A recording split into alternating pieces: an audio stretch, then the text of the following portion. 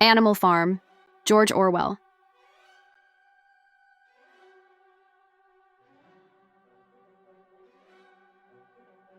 Essay. Book title, Animal Farm. Original title, Animal Farm.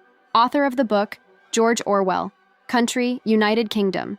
Year of publication, 1945. Number of pages, 112. Book type, novel. Politics. Movie, yes. Subjects: democratic socialism, totalitarianism, place England, time 1945. Subject: it is a novel written in the fable genre. It has the feature of political satire by making sarcastic and sharp references to the socialist revolution in Russia. It criticizes socialism and Stalin's rule through the world of animals.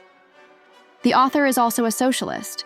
The events tell the story of animals on a farm in England who rebel against the system established by humans and rebel for a more equal life. While aiming for an egalitarian society, it tells how the pigs on the farm deviate from this path, and a dictatorial order that is more cruel than humans emerges.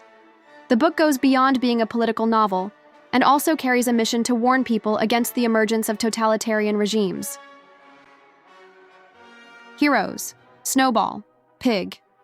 A pig who represents Leon Trotsky, who taught animals to read and was in favor of building a mill. Napoleon, pig. A pig who trained dogs and turned them into a police force. He initially opposes Snowball's idea of building a mill, but after he kicks him out of the farm, the mill built. He blames Snowball for everything bad that happens. He eventually establishes a more oppressive regime than before, that of the people who own the farm. He represents Joseph Stalin. He makes a definite turn from Marxism and Leninism, referred to as animalism in the book. Mr. Frederick, human. The owner of the well-kept neighboring farm. He resembles Adolf Hitler. Old Major, pig. Promises a world of happiness and peace for the animals, and wants humans evicted from the farm. He resembles Karl Marx or Vladimir. Lenin, Mr. Jones, the former owner of the farm. He represents the last Russian Tsar, Nicholas. Mr. Pilkington, human. He resembles Winston Churchill.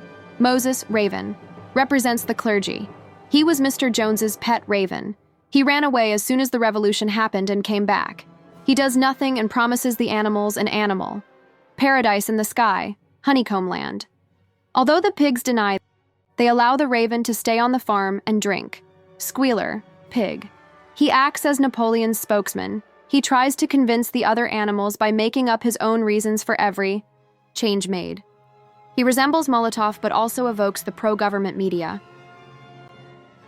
Main idea of the book.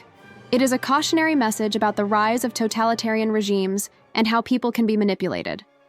The book shows readers the manipulation techniques that power-hungry leaders use to mislead people. The book uses propaganda, censorship, lying, and fear-mongering to control people's thoughts and limit their freedom. Theme of the novel: desire for an egalitarian society. Impact on the period. Animal Farm had a great impact and received positive reviews.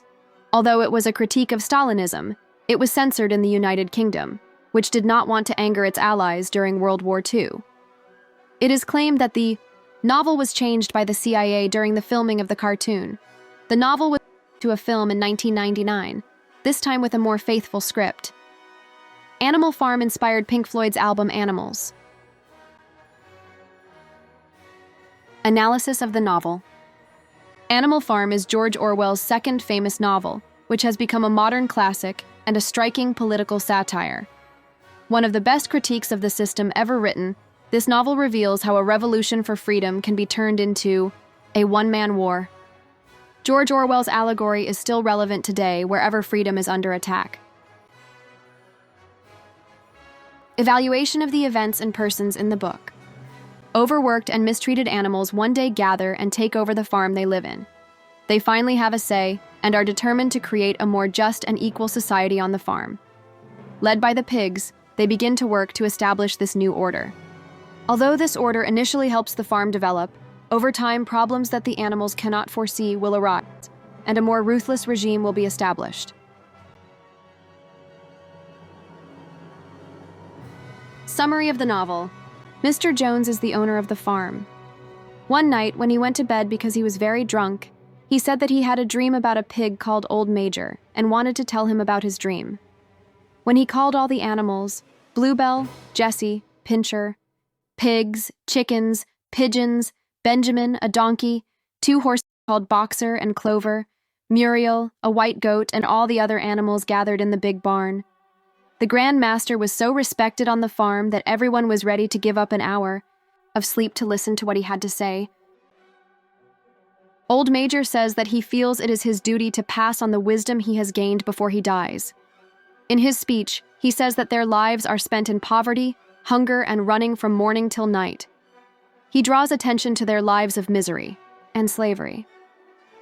He says that not all animals in England are free, and that humans are the only creatures that consume without producing. This is not because the country is too poor to provide a decent life for its inhabitants, he says. England has fertile soil, a pleasant climate, and is able to provide abundant food for far more animals than now inhabit its soil. Our farm alone would support 12 horses, 20 cows, and hundreds of sheep, and all of them live in a comfort and dignity that we cannot now imagine, while the fruits of our labor are being stolen by man, he says. Man is the only real enemy they have, and if he were to be removed, the root cause of hunger and overwork would be removed forever. He talks about the facts that animals are sold and slaughtered when they reach a certain age.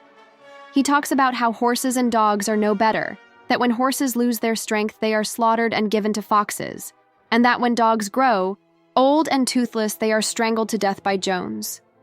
He comes to the main issue and says, why should we submit to this misery? And makes all animals decide that their only real enemy is humans. He talks about the need to work day and night with all their might to overthrow the human race. He gives a message of rebellion. He says that justice will eventually be served. According to him, everything that stands on 2 legs is an enemy. Everything that stands on 4 legs or has wings is a friend. He talks about the facts that animals are sold and slaughtered when they reach a certain age.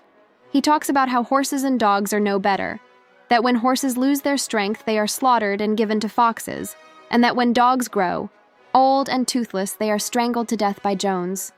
He comes to the main issue and says, why should we submit to this misery? And makes all animals decide that their only real enemy is humans. He talks about the need to work day and night with all their might to overthrow the human race.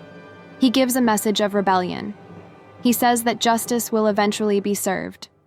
According to him, everything that stands on 2 legs is an enemy. Everything that stands on 4 legs or has wings is a friend. A few days later, Old Major dies in his sleep, and his speech opens a new era for the other animals. The pigs, known as the most intelligent animals, are given the job of training and organizing. Together with Squealer, a persuasive pig, they develop the master's teachings and transform them into a complete system of thought called animalism. As a result of intense meetings held in secret, they decide to revolt, and one day, Mr. Jones starves all the animals. When some of the cows break down the barn door and all the animals start eating from the feed buckets, Mr. Jones and a few workers see this and whip the animals. In response, although they had not planned such a thing in advance, the hungry animals all march against their torturers. The animals revolt and successfully stage a rebellion. Jones, who is terrified, is chased off the farm, and the name of the farm is now changed to Animal Farm. The pigs worked for 3 months to determine the principles of animal husbandry and established 7 commandments. All animals accepted these rules. The 7 commandments. Everything that stands on 2 legs is an enemy. Everything that stands on 4 legs or has wings is a friend. No animal shall wear clothes. No animal shall sleep in a bed. No animal shall drink alcohol. No animal shall kill another animal. All animals are equal. Sometimes, the milk they suck from their mothers comes out of their noses. They face great difficulties because the tools are not suitable for animals. Only intelligent pigs can handle any job. Others do not work directly because they are busy, managing and supervising the work. All animals work to reap and gather the crops. However, Molly the mare cannot get up early in the morning. Benjamin the old donkey is lethargic and continues to be stubborn, and the cat often disappears when work is busy. Every Sunday, the official flags made by Snowball are raised on the quay, flagpole, and all the animals attend the general assembly called the meeting. When the decisions are discussed, the most passionate speakers of the meeting are Snowball and Napoleon.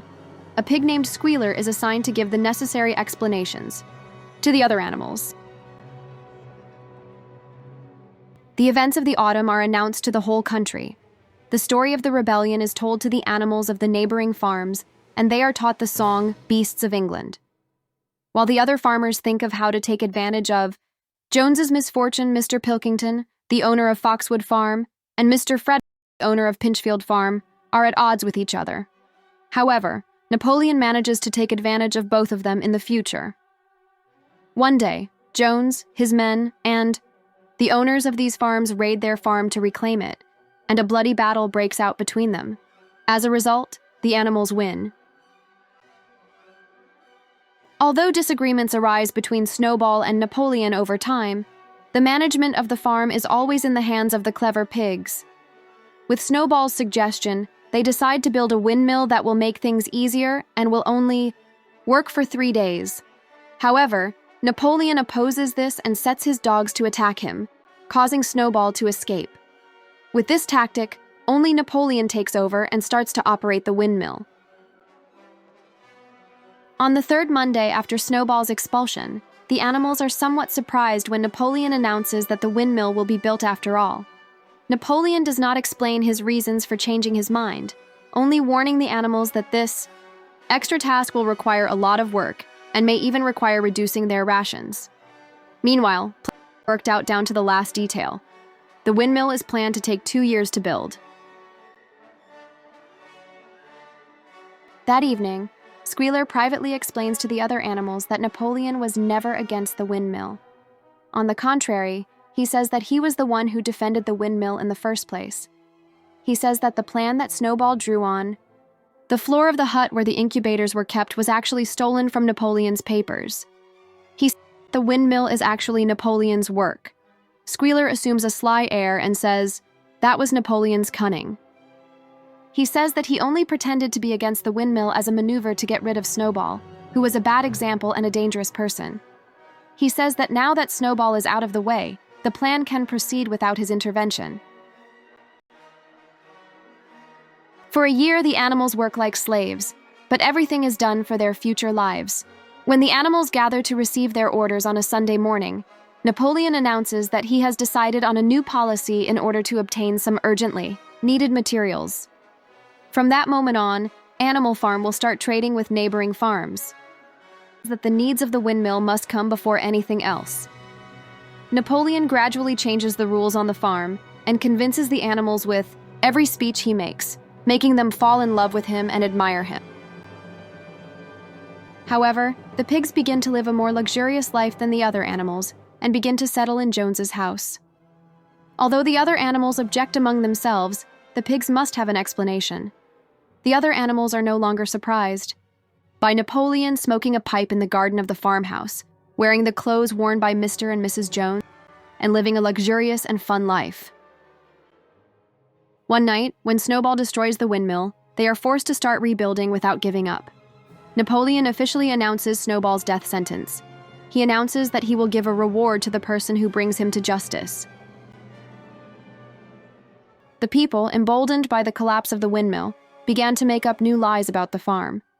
Rumors spread that the animals were dying of famine and disease, that they were constantly fighting among themselves, that they had begun cannibalism, and killing newborns.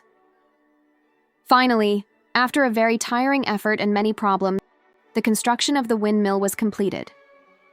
In the end, the windmill was not used to generate electricity. It was used to grind grain and made a large profit. The animals worked hard to build another windmill. When that was finished, they said, dynamos would be installed. But the comforts that Snowball had once taught the animals to dream of, the stables with electric light, hot and cold water, the 3-day work week, were no longer in question. Napoleon had condemned such ideas as contrary to the spirit of animalism. True happiness, he said, lay in hard work, frugality, and simplicity. The farm prospered in some way, except, of course, in the pigs and dogs, without the animals themselves prospering. This was perhaps partly because there were so many pigs and dogs. One evening, the farmers who come to the farm are very impressed by everything, especially the windmill. Later in the evening, as laughter and singing rise, the other animals begin to secretly watch the events from the garden of the house. People and animals meet on equal terms for the first time. Mr. Pilkington brightens the atmosphere at the table with a joke. While you in the lower regions are busy with your animals, we are busy with our lower-class people. The people at the table cannot raise their glasses from laughing at this joke. The farm that Napoleon had so honorably managed was a cooperative venture. Until now, it had been a foolish habit among the animals to call each other comrade, and it had been decided to end this habit. The flags were now to be of one color, and the farm was to be called Manor Farm again. Later that night, there was a great commotion in the house. Napoleon and Mr. Pilkington were playing a card game when the ace of spades came out in the same hand. The other animals now thought, only this. There was no difference between pigs and men. They could no longer distinguish one from the other.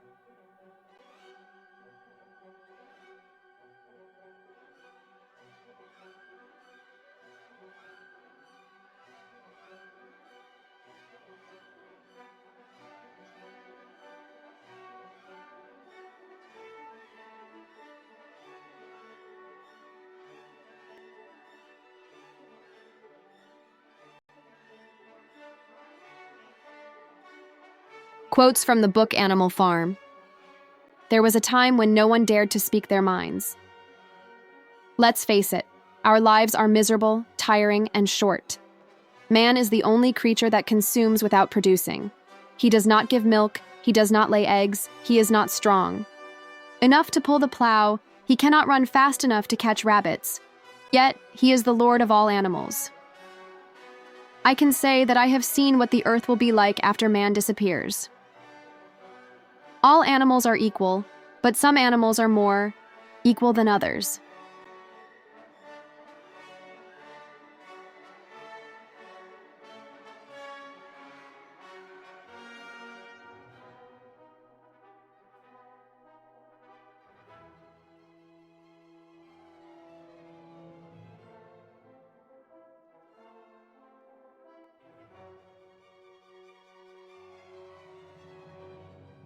The price paid by those who cannot defend their freedom is heavy. This should not have been the reward for all that hope and all that work. 4 legs good, 2 legs bad. A time had come when no one dared to speak their minds. Human beings do not look out for the interests of any creature other than themselves.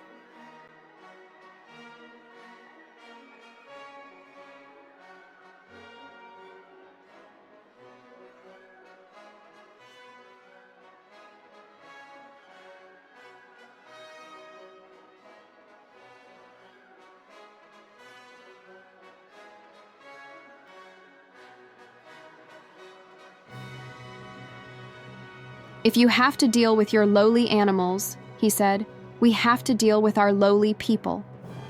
Isn't it clear as daylight that all the evil that befalls us in this life is the result of human tyranny? The only good man is a dead man. Hunger, hardship, and disappointment were the immutable law of life. To see the dreams we fought for become so meaningless that they break us.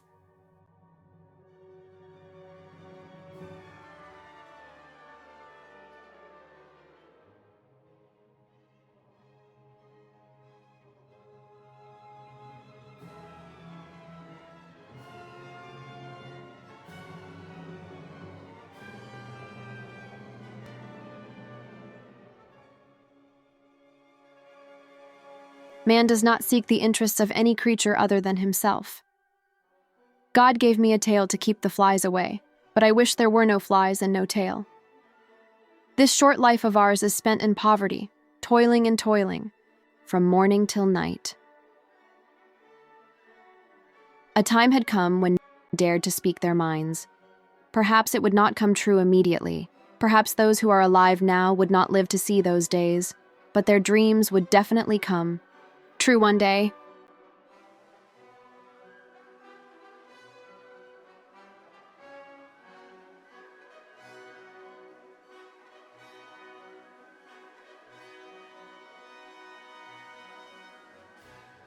Man is the only creature that consumes without producing.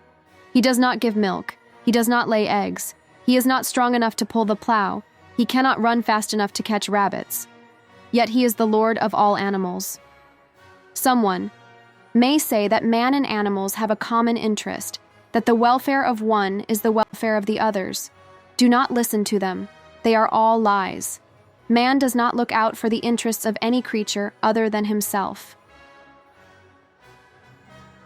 Comrades, do not think that leadership is about sitting back and enjoying himself. On the contrary, leadership carries a very heavy responsibility.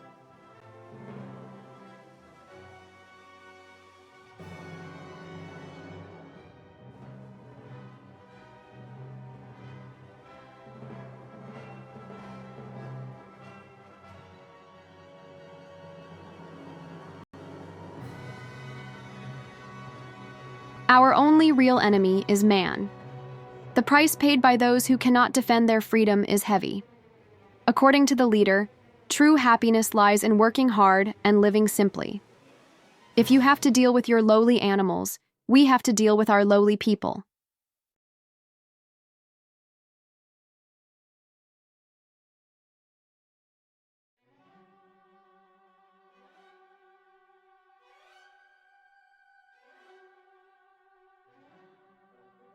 All animals are equal, but some animals are more equal. It can be summarized in one word: man. Our only real enemy is man. Eliminate man, and the root cause of hunger and slave labor will be eliminated from the face of the earth forever. The only difference between people is their hand, the tool with which they do all their evil. Information about the author. Date of birth: Eric Arthur Blair, 25. June 1903, Motihari, Bengal, British India. Date and place of death: January 23, 1950. Age: 46.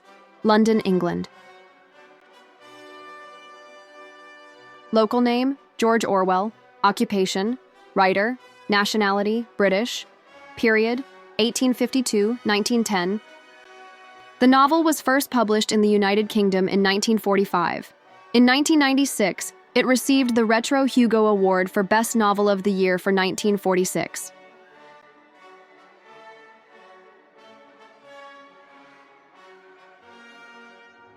Major works: Penniless in Paris and London, 1933. Burma Days, 1934. The Vicar's Daughter, 1935. Let the Lily Not Fade, or Aspidistra, 1936. The Road to Wigan Pier, 1937. Homage to Catalonia, 1938. To Shrink or Not to Drown, 1939. Animal Farm, A Fairy Tale, 1945. 1984, 1949. Don't forget to like, subscribe to my channel, and turn on notifications for more of my videos. Thank you.